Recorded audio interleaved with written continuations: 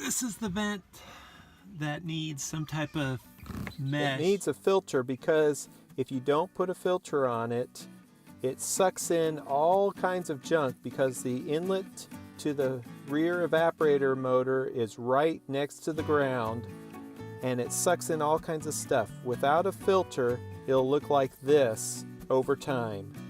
So I came up with a couple ideas for a filter. First filter I tried to make, I just took a household filter. There's the filter. Not pretty.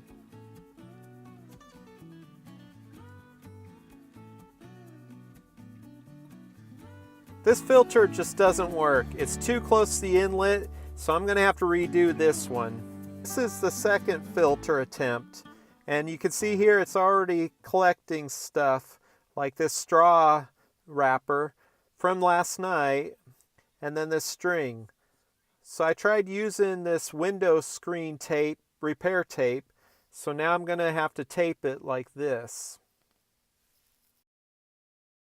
Now that I got the screen all put up, you can see that it works pretty good, except for this lower portion really has the suction. You can see this straw wrapper's getting sucked into the inlet towards the bottom. The front part, there's no airflow at all.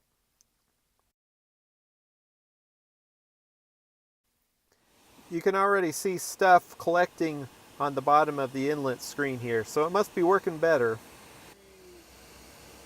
After a few weeks, this is what the filter looks like.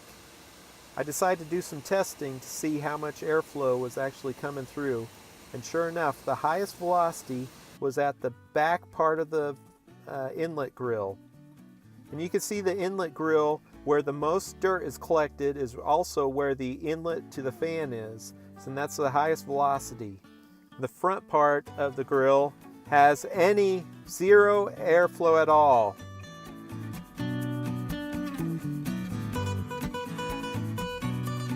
Absolutely zero airflow comes in the front part of the grill.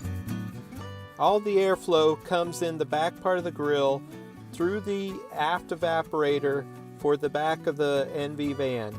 You could see the outline of the dirt where the blower wheel is, and it all gets sucked in right there.